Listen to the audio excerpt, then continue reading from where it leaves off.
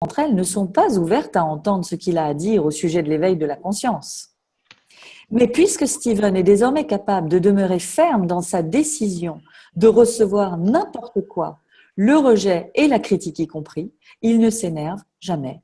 Il est capable de faciliter l'expansion de la conscience, même chez les gens qui ne sont pas capables de recevoir ce qu'il présente.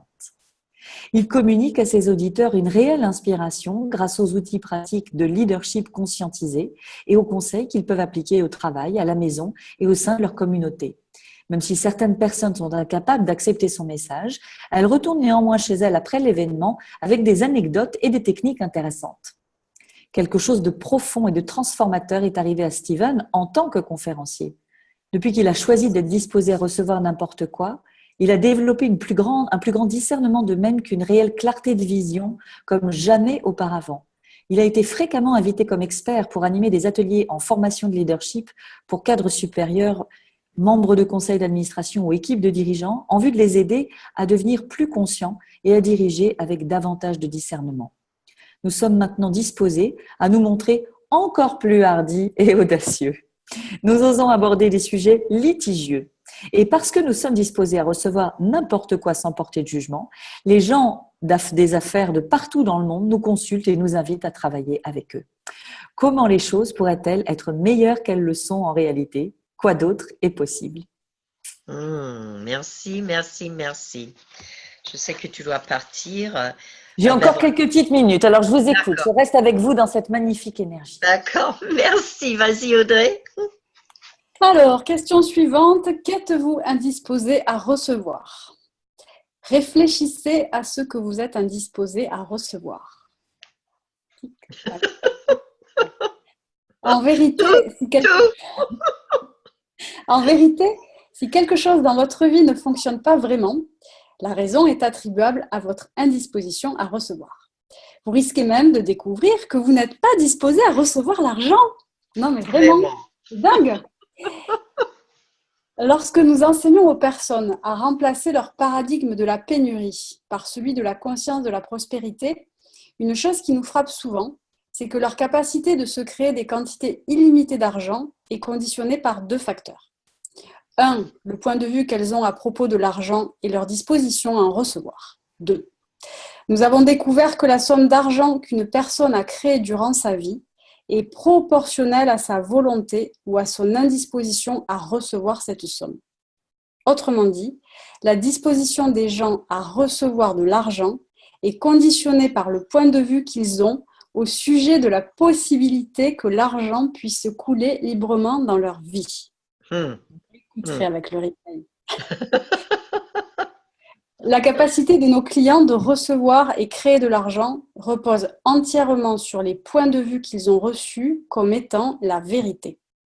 Le point de vue le plus répandu parmi nombre de nos clients au sujet de l'argent est qu'il n'est pas bon d'en avoir trop et qu'il n'est pas bien de le recevoir des autres.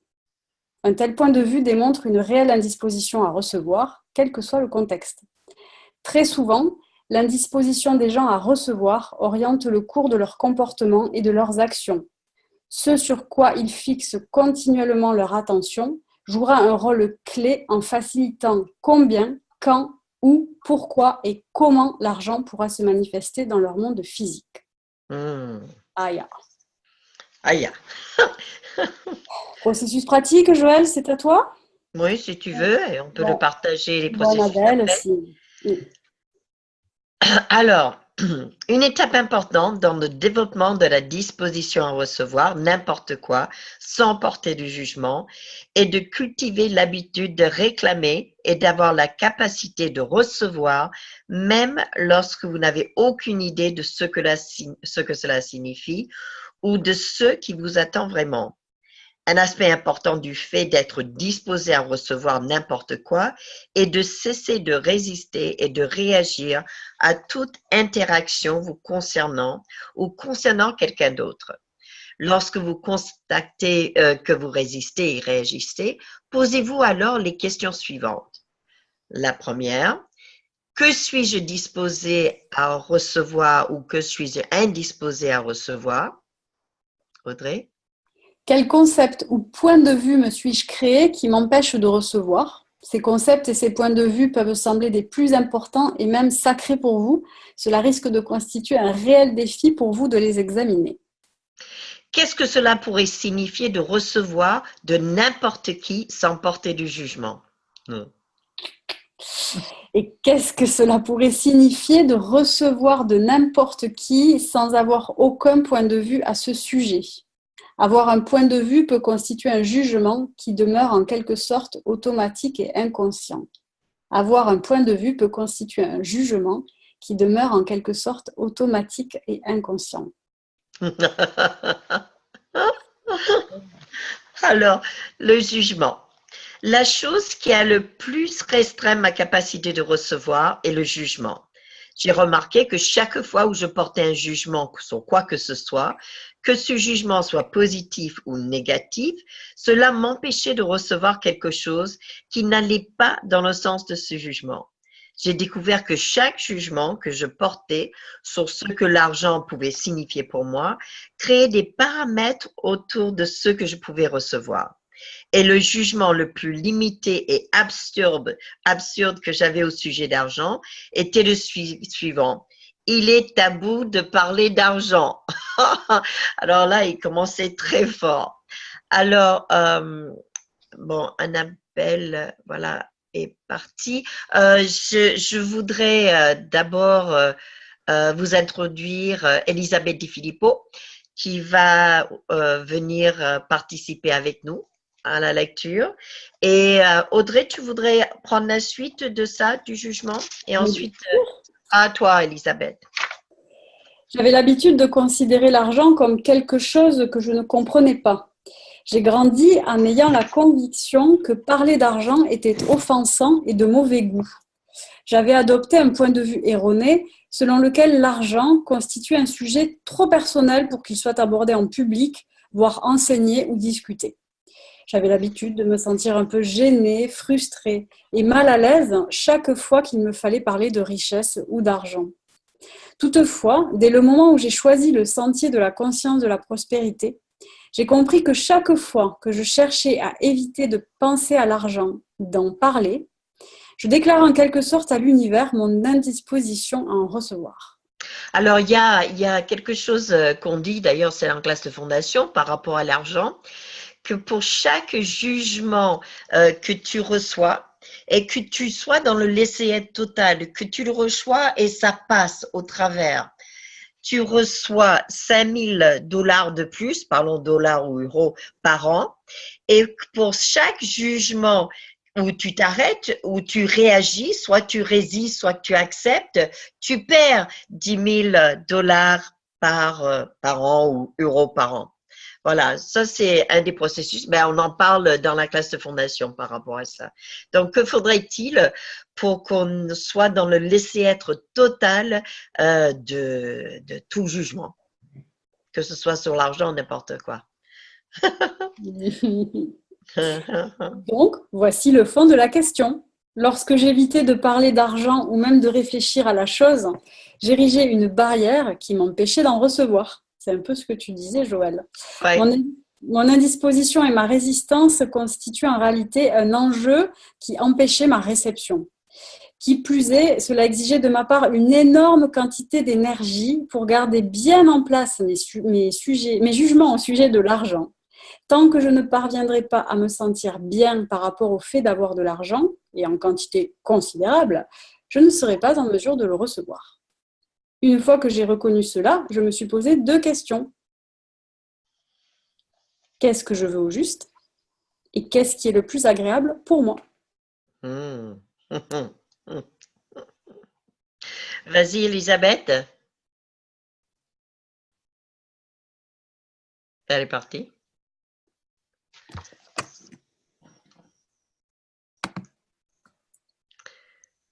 Elle est partie. Elle a dû. C'est vrai que là où elle est, il y a des problèmes. Il y a des problèmes d'Internet. Bon, je continue. Allez. Alors, j'ai compris qu'il me fallait choisir d'être plus grand que ce que j'avais été disposée à devenir. Je me suis alors imposé quelque chose. J'ai choisi de cesser d'ériger des barrières qui m'empêchaient de recevoir de l'argent et de réclamer et de faire mienne la capacité de parler d'argent avec facilité. Cette décision a annoncé le processus de devenir enthousiaste et sincère pour ce qui est de reconnaître la valeur de ma personne, de ma vie et de mon travail. J'ai choisi d'être enchantée par la manière dont nos clients et nos clients potentiels pouvaient profiter de nos services et de nos produits. Donc, le processus pratique, donc vous êtes la seule personne qui sache vraiment ce qui vous empêche de recevoir de l'argent. Vous pouvez vous inspirer des questions ci-dessous pour découvrir les points de vue qui vous empêchent de recevoir une quantité illimitée d'argent. Vas-y Audrey, la première. Que suis-je absolument indisposé à recevoir qui se manifesterait dans une totale abondance si je me montrais plus ouvert? À toi, Elisabeth. Alors du coup, j'ai loupé parce que j'ai un ordinateur qui est extrêmement facétieux. Donc je me suis… Page 53. Bon, que suis-je indisposé à recevoir qui pourrait me permettre de recevoir plus d'argent de ma vie? Quels sont les… Ah, vas-y, Elisabeth. C'est bon, j'arrive. Quels sont les éléments fondamentaux qui définissent ma réalité au sujet de l'argent? Et la dernière? Audrey? Si je possédais beaucoup d'argent, que serais-je disposée à être alors que je ne suis pas prêt à l'être dans le présent? Bon, on va les répéter ces 4 phrases parce qu'elles sont super importantes dans tout ce qui est… Parce que chaque fois dans les chapitres qu'ils font, Stephen et Chutisa, ils parlent de leur expérience, puis après ils mettent toujours des processus pratiques qui sont phénoménaux, vraiment. Donc voilà. Que suis-je absolument indisposé à recevoir qui se manifesterait dans une totale abondance si je me montrais plus ouvert? Audrey? Que suis-je indisposé à recevoir qui pourrait me permettre de recevoir plus d'argent dans ma vie? Elisabeth? Quels sont les éléments fondamentaux qui définissent ma réalité au sujet de l'argent? Si je possédais beaucoup d'argent, que serais-je disposé à être alors que je ne suis pas prêt à l'être dans le présent? Tout ce qui empêcherait cela, point de lien, voulez-vous le détruire et décréer? Yes! C'est brillant. Tu veux prendre le prochain chapitre, Elisabeth? Oui. Alors, être disposé à faire quelque chose, ce n'est pas passer à l'action. Plus fort. Être disposé à faire quelque chose, ce n'est pas passer à l'action. Tu m'entends là? Oui. D'accord. Au cours de ces ateliers de formation sur l'argent et l'éveil de la conscience, Gary a l'habitude de demander aux gens: êtes-vous prêt à faire ce qu'il faut pour engendrer une quantité considérable d'argent? Oui. Oui. Oui. La plupart des gens tendent à répondre oui, bien sûr. Toutefois, lorsqu'il leur demande: d'accord, mais seriez-vous prêt à vous prostituer pour avoir de l'argent? Oui. Ouais. Alors, la plupart des gens répondent avec fermeté et conviction.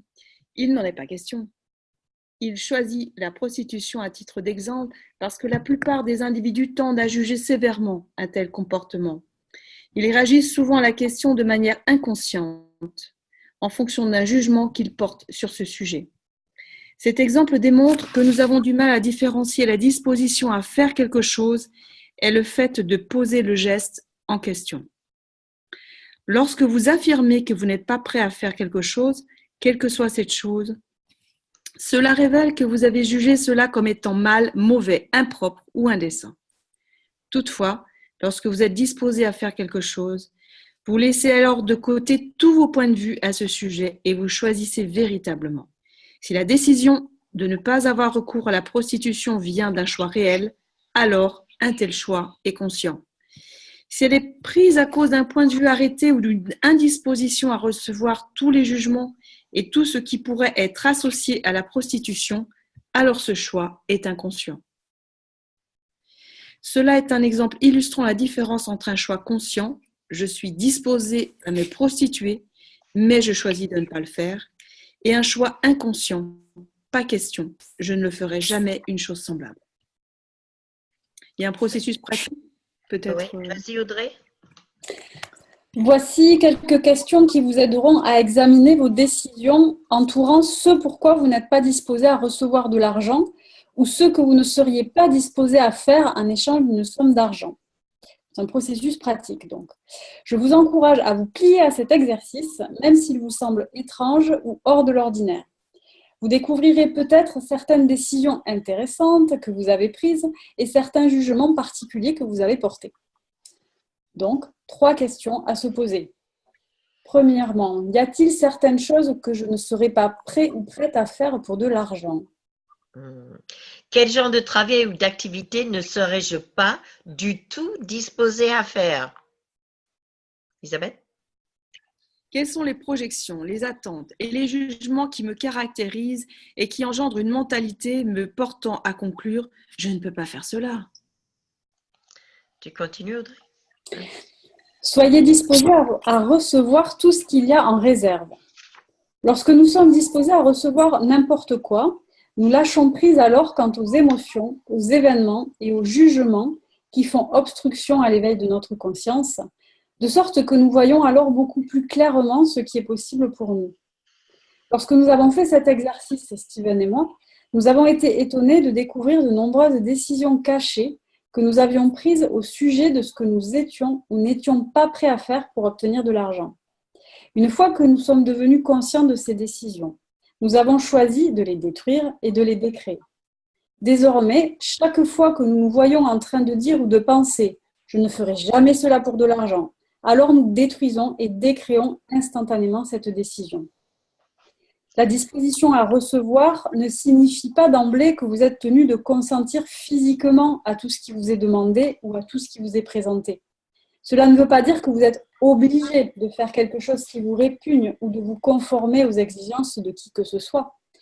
La bonne disposition à recevoir n'importe quoi signifie simplement que vous avez lâché prise par rapport aux émotions, aux événements ou aux jugements qui empêchaient l'éveil de votre conscience, de sorte que vous voyez maintenant, avec beaucoup plus de clarté, tout ce qui est possible pour vous. Donc là, on va attaquer sur les outils, justement pour augmenter votre capacité de recevoir de l'argent et tout le reste. Alors, il y a quelqu'un qui...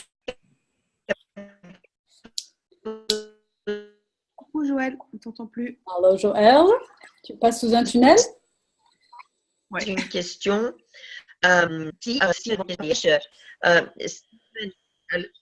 Allô?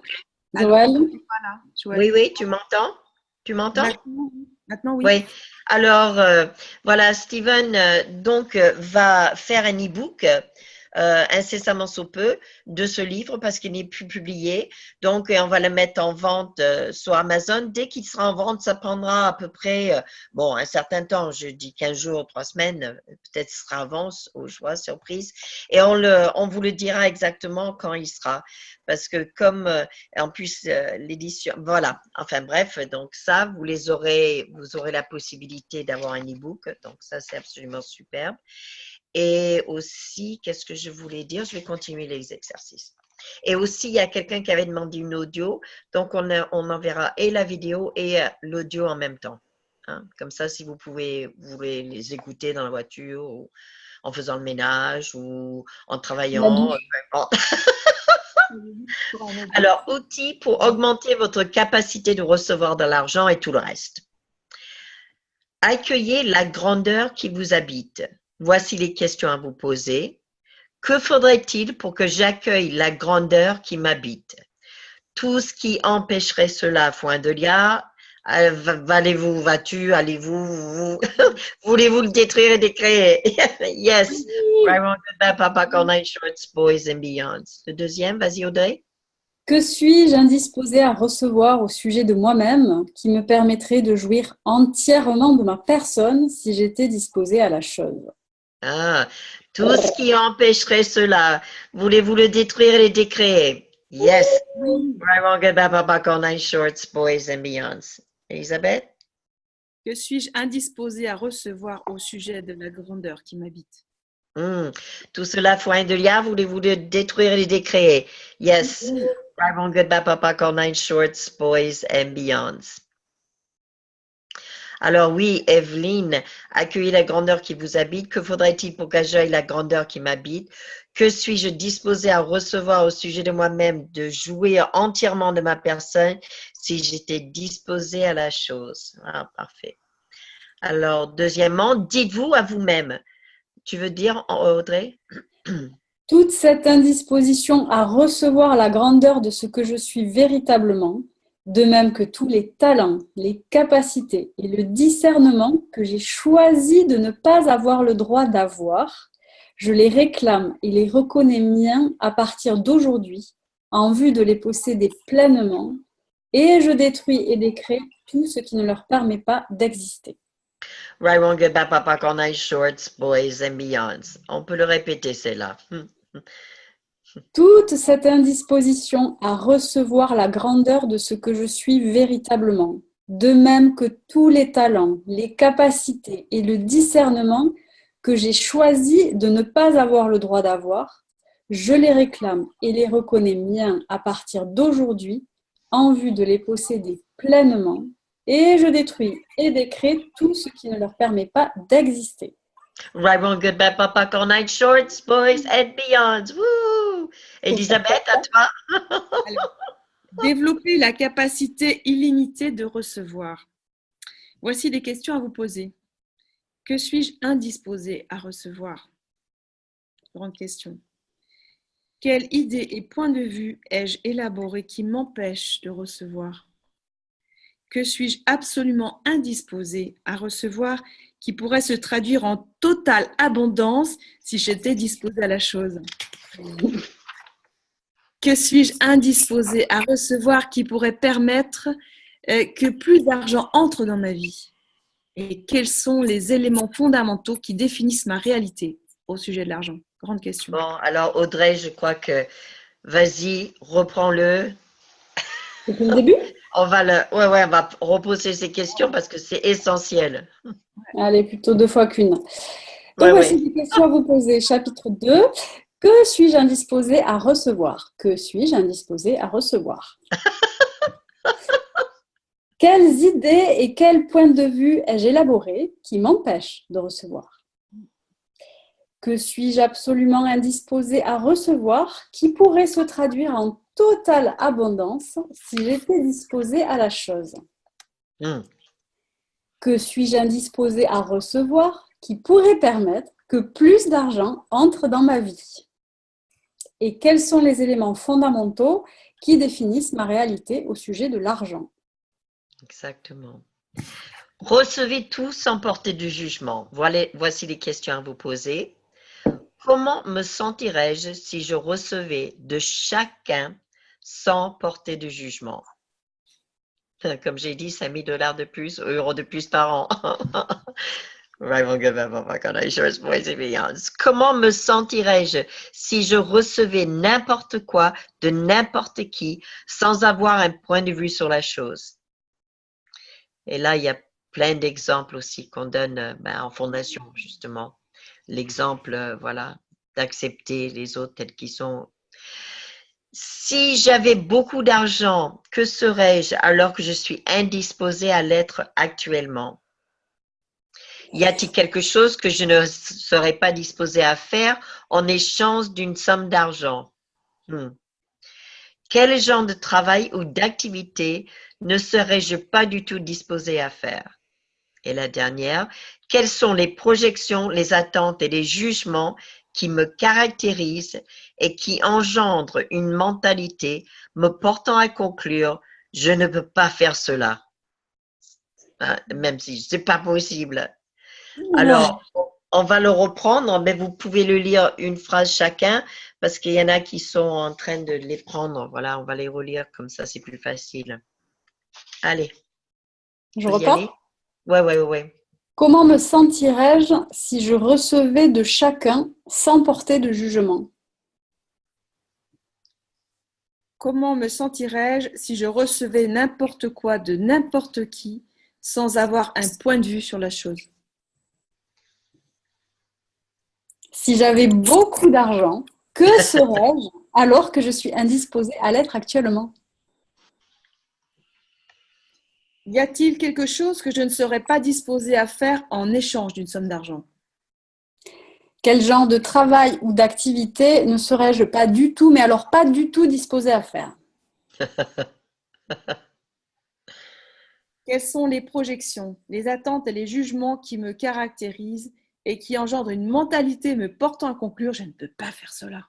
Non, mais tu peux pas. Donc, voilà, merci Evelyne pour avoir écrit tout ça en chat. C'est absolument génial. Ben voilà, c'est la fin du chapitre. La semaine prochaine, notre invité sera Alexandra Perols et il s'agirait de parler d'offrir et de recevoir. Voilà. Est-ce que vous avez des questions par rapport à ça? Donc, nous, on va vous envoyer et la vidéo et l'enregistrement audio et le lien pour la semaine prochaine.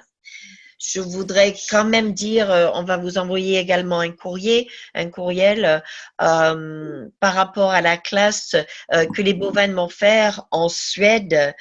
Ce sera 2 jours et demi. Il y aura une soirée introduction. C'est à Helsingborg. Et ce sera le 3 novembre au soir et le 4 et le 5. Donc 2 jours et demi, novembre. Voilà. Alors, on enverra le lien pour ceux qui sont intéressés parce que voilà. Parce que c'est traduit en français sur fin. C'est intéressant comme info que c'est traduit en français. Ah oui, c'est le principal d'ailleurs, c'est pour ça que je la Je donne. dis ça comme ça, moi. Voilà. Donc, Oui, je crois que c'est tout. Voilà pour ce soir. Ben, je vous remercie beaucoup. Est-ce qu'il y a des questions? Vous pouvez toujours envoyer des questions en chat ou nous les envoyer pour la semaine prochaine si jamais vous en avez. Mais sinon, ce fut un grand plaisir. Merci Audrey infiniment. C'était absolument génial. Merci Elisabeth d'être intervenue également. Et un grand merci à Annabelle Perceval pour sa contribution extraordinaire. Voilà, bonne soirée à vous. Merci. Au revoir, à demain. Bye. À la semaine prochaine. Bye. Pour le fun. Ok. Yes.